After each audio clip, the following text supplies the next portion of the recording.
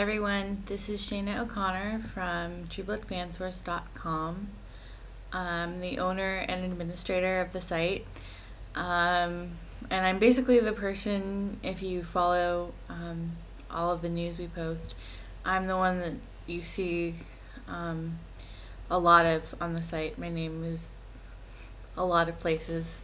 I do a lot of writing and post a lot of articles. So, hi, for those of you watching. I decided to do a video podcast of season 5 this year instead of attempting to do a write-up, mostly because we have so much news that comes out.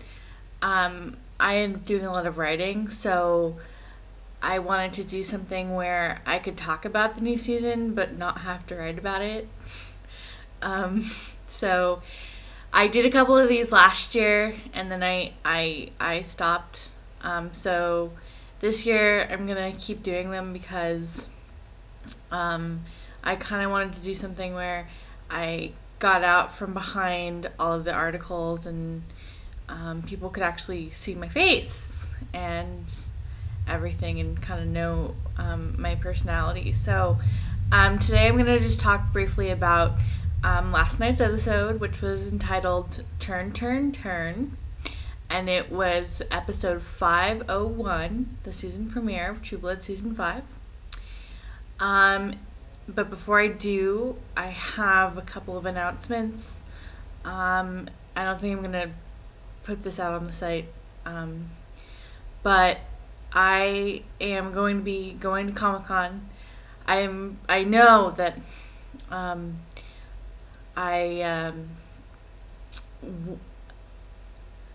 sorry, I have had little sleep since last night, but I know that I am going to Comic-Con. I've known that for a few months now, but I applied to be press this year officially, so I got accepted, so I will be officially covering Comic-Con as press. So for those of you that might be going, please try to find me. I'm gonna have probably a little bit of swag with me, and Tori, who's the co-admin of Kristen Bauer Online, which I also help run, she'll also be with me. So yeah, it should be a lot of fun. But before True Blood heads to Comic-Con, let's talk about the season premiere. So first off, let's just talk about like the quote big reveal of last night, which was what happened to Tara. Now, if you saw the season 4 finale, you know that Tara basically had half her head blown off because of the gunshot Debbie delivered to her. So basically, to me, this is just my personal opinion, this wasn't necessarily a big shock that she was going to turn out to be a vampire, and for some of you, it might not be a big shock either, because you know, if you do a process of elimination, there's not too many things she can be, because ultimately she can't be human anymore. You know, she can't be a shapeshifter because you have to be born a shapeshifter. You have to be born a werewolf in order to do that.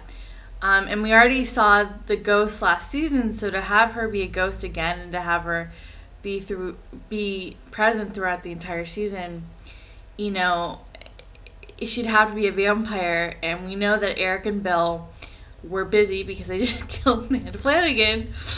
And so I knew very early that it had to be Pam, because let's face it, Pam never wants to be a maker. She doesn't want to deal with anybody, so this would be the perfect storyline for her. And you know, it really did end up being something that's good for her, for Kristen Bauer and Rutina Wesley. Since I write about all these people, all these cast members and all the crew and everything, I've really come to respect and admire them a lot, and I really want to see them do well. So I'm really happy for them. I know that Tara has kind of been an unpopular character because, it's kind of been hard to figure out what to do with her. But I really do think and I hope that this season, having Kristen and Rutina together, playing the storyline will be really entertaining. And as we saw last night, Pam had nothing to, she really just didn't want to be Tara's maker. I mean, you could see it even as she was giving the blood. She was leaning over the corpse, let's see if I can get this on camera. She's leaning over the corpse like this, and not even wanting to touch her. And I was like, oh, Pam.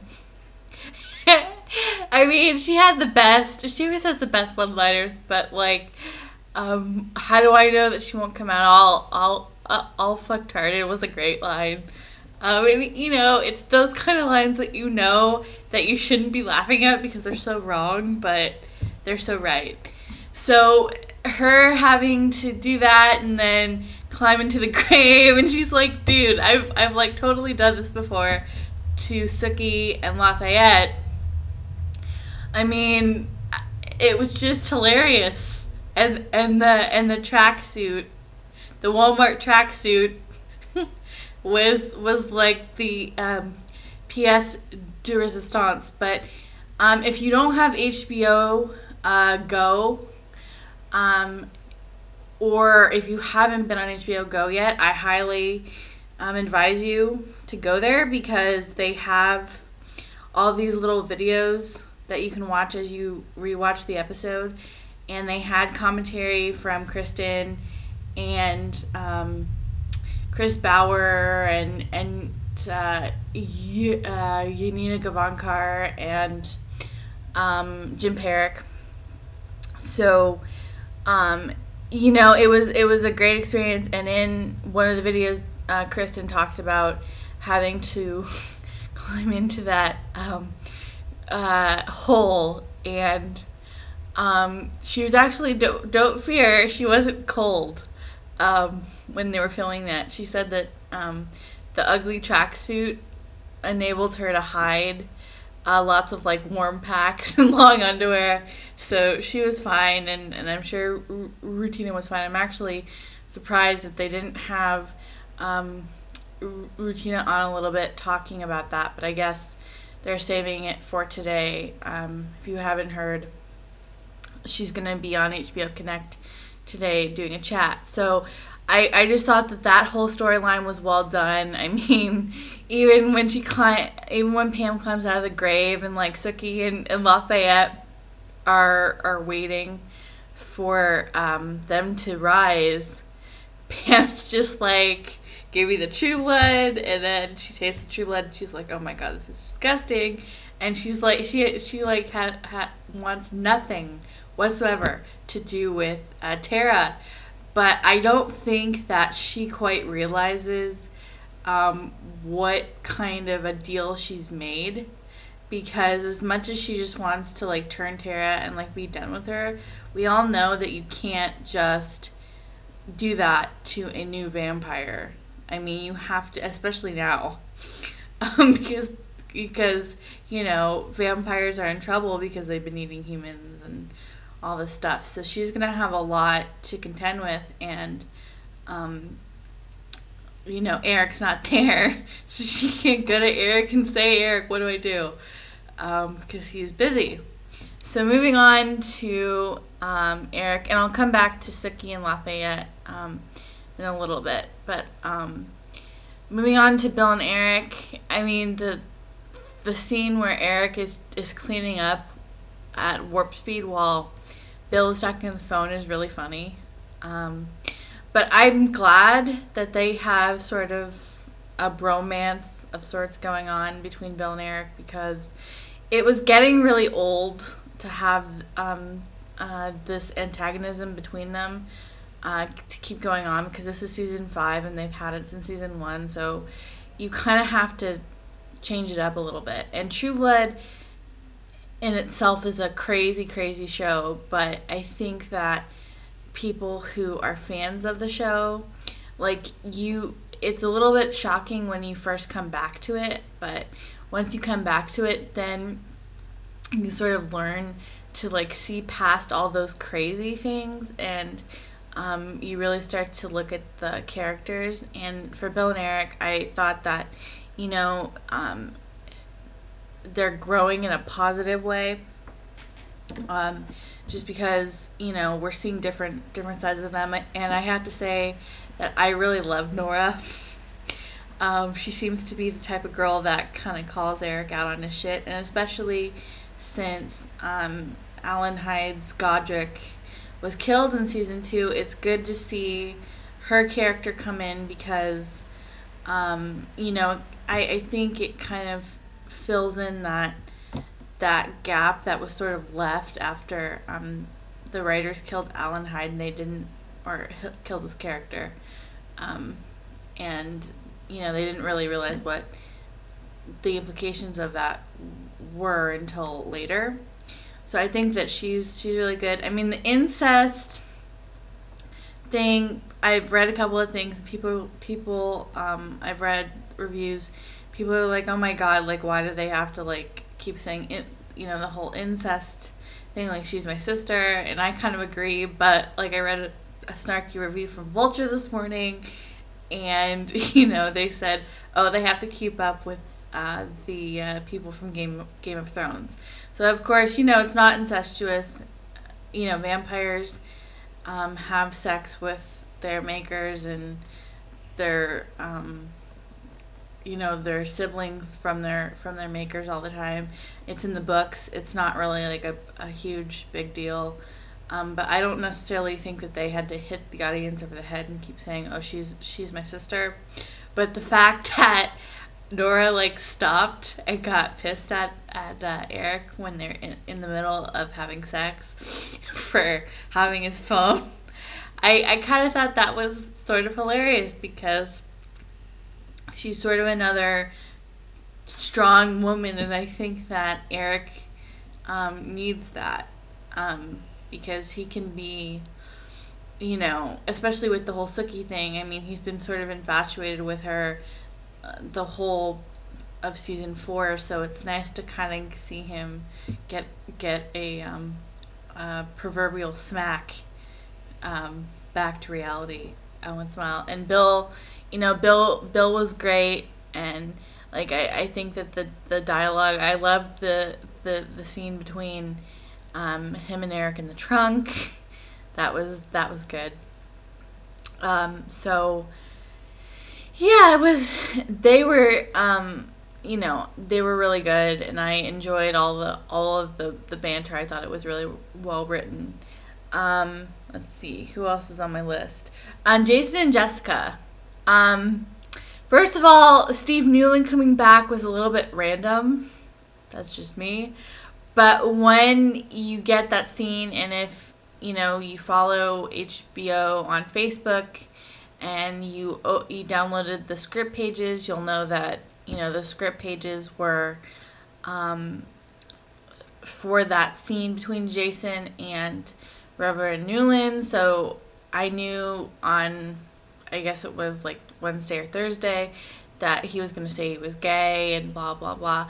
But I kind of expected it, so it kind of made sense. But I really want to know who made him, who is his maker, and all this stuff. And I was trying to think back, because I was like, oh, you know, it's really random that he's a vampire. But then I was like, oh yeah, last time we saw him, like, wasn't he trapped in the church with a bunch of vampires?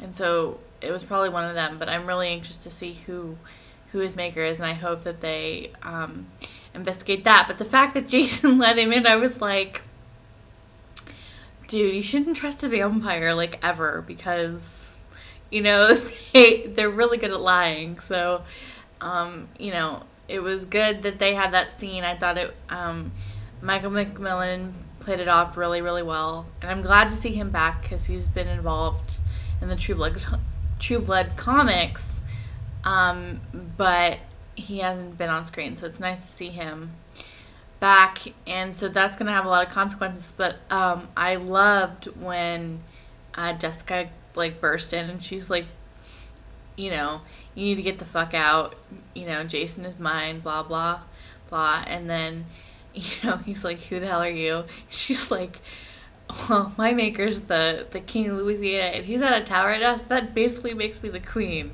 so get out. And I was like, woohoo, Jessica. So I'm kind of enjoying that dynamic. Jason clearly has something for Jessica. He's paying the consequences with it, for it with Hoyt, who still obviously hasn't forgiven him, because we've picked up, right where the season finale of last year left off. So you don't get any forgiveness from him, but you can still tell that he has something for her, and she has something for him, but you can tell that she doesn't want to get into that, and she shouldn't jump into it. That's my personal feeling, because she's been attached since season 2, so that's a long time, and she does need a little bit of freedom, like Sookie does, to kind of figure out what she wants. So I enjoyed that, but I was really happy to see that Ryan Quanten's character, when he left with the college girl in the police car, that he was like, we could go sleep together, but I'm not gonna call you the next day. You can give me your number, but I'm gonna throw it away. And so I was really glad to see him sort of making other choices, and kind of growing as a character, because that's one of the nice things I think about being able to write about all these actors and all these characters like all year round, is that you get exposed to all these articles where these things are referenced. So I'm not just coming back to this show after a year gap. I kind of have been living with the show for the past 2 years, so it's good. I can really appreciate a lot of the character growth, I think, because I've been able to write about it, and people have been speculating about it. But yeah, it was nice to see him make that decision. So Terry and Arlene, this was one of the things that I was more surprised by, since I do a lot of the spoilers for the site. I knew a lot of things were coming ahead of time, especially if you got to see the inside the episode and recap that I posted on Saturday night, which I don't think I changed those out to HBO, but I watched those the night before, so I kind of knew what was going on in addition to the spoilers. But this storyline, I kind of didn't know why they were doing it, but I'm really intrigued. Scott Foley, is coming to town, but I didn't expect that there was going to be kind of this supernatural thing where, something happened in Iraq where, so there was something, and as a result, like 4 or 5 people have died. And so we learned that the fire wasn't necessarily Mavis's doing. It was something completely different. So I give the writers kudos for that, because I didn't... the Mavis storyline, to me, last year was sort of lackluster. I appreciated it, and I think that all the actors involved pulled it off really well. But they were building up to something last year, and I thought it was going to be like this whole other thing, and for it to be what it turned out to be was kind of a disappointment. But I'm really excited to see for Carrie Preston and Todd Lowe how this season will play out for them, and what happened in Iraq. It's not just a simple case of PTSD like you would see on any network television show, where someone who served in the military has, had these experiences and is traumatized by them. And it is a real thing and it should be taken seriously, but we've seen it so many times on television. Like, what's new about it? So I'm very interested to see what that kind of a twist that will be. Speaking of twists, Jesus, I had read earlier, I guess it was last week, and I posted a spoiler thing about something about Jesus's return, and I thought, initially that they would just bring Kevin Alejandro, who plays Jesus, back as a ghost again because Lafayette is meeting him. But the fact that that Sookie and Lafayette went over to his house and Jesus's body was gone, it's like, okay, what happened exactly? So I'm kind of looking forward to seeing that pay off, especially for Lafayette, because that gives him a secondary storyline in addition to dealing with Tara being a vampire, and that's something that he can have on his own. And as we know from last year, Nelson Ellis is a really, really gifted actor. I mean, I think that if any other actor had been in that position, that it wouldn't be as good as it is, or as good as it was. I mean, he really did a good job last year, so I'm really excited to see what happens with him. So, real quickly, because I know it's a little bit long, Alcide, who comes over to warn Sookie about Russell, I thought that, that was really good of him, but it's like, yeah, dude, she's trying to do you a favor because she basically just killed your girlfriend, and she's got a lot of complicated things going on, like her best friend's like becoming a vampire, and she's gonna have all kinds of shit. So poor Alcide, but I'm glad that Luna went and got Alcide to save Sam, and that Alcide owned up to the fact that he killed Marcus, and poor Sam. I mean, Sam is such a good guy, and he takes the blame for something that's not his fault just to protect Emma and Luna, and they needed that because obviously Emma's grandma is crazy, like completely crazy. Like she had no qualms about hurting her own grandchild or the mother of her grandchild, in order to satisfy Marcus's death, which means that she doesn't really have too many scruples. So I'm glad that they did that, and that Alcide, it looks like he's going to be Packmaster, because Joe Manganiello, I think, really deserves a storyline outside of Sookie, like everyone else. He needs a storyline outside of pining after her. So I'm glad for them. And I'm glad for Luna and Sam. I'm glad to see they're still together. But poor Sam. I mean, really, first episode, he gets walloped. Totally walloped and beat up. And gross out moment of the episode. Really? Did you have to have the wolves eat his intestines? Really? That was just gross. And I wasn't the only one. Unique Gavankar on the HBO Go enhanced viewing said that she was like totally grossed out by that too. So it was a disgusting moment. Last characters I want to talk about a little bit are Andy and Holly. I thought it was hilarious that the first thing you basically see is Chris Bauer's butt, and that him and Holly slept together. And I'm glad to see those two actors together, because I did an interview with Lauren Bowles last year, and I really enjoyed talking to her. So I think that they're gonna, from what she told me last year with what she was doing with the witches, I really hope that they have a nice little storyline for them, that that works, and I think that that will help kind of ground all of the other crazy, crazy things happening around them. But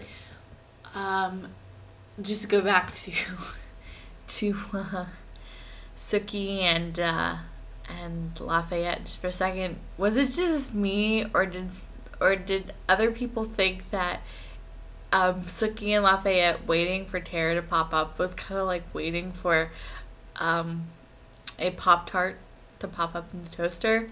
I mean, that's what I felt like. I felt like they were like waiting for popcorn or waiting for a Pop-Tart or something like that.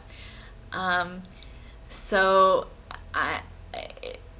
you know, Sookie having a vampire best friend, that's going to be really interesting. And obviously, we've seen from the trailer that Sookie and Pam are going to have some issues. But I think, again, it's going to be really interesting to see Pam have to deal with being a maker. And, by the way, 2 big things are happening next week. We're going to meet the rest of the Authority besides Nora, which means Christopher Milioni people who are big fans. And we're going to get to see how Pam and Eric first met, which for me, I'm a big fan of Pam and Eric personally myself.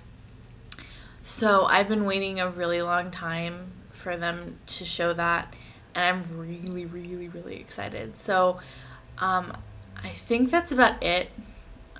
This thing has been going on for almost 30 minutes now. But I want to thank all of you who are watching this, because you obviously read the articles on this blog. Thank you so much for continuing to visit the website. I've been doing this for over a year now, and to have what has happened has been incredible. So thank you. Please continue visiting the site. The recap for episode 1 is posted. The video recap, that is. The inside of the episode is posted. And be sure to visit our spoilers section to check out all of the spoilers if you want to know what's going to come up. And check out all of our latest news. We're having a lot of news come out, so not all of it appears on the first page. So make sure that if you're on the site that you are clicking through to the second page to see all of our new updates, because there's been a lot of stuff coming out. So thank you so much, and I will see you next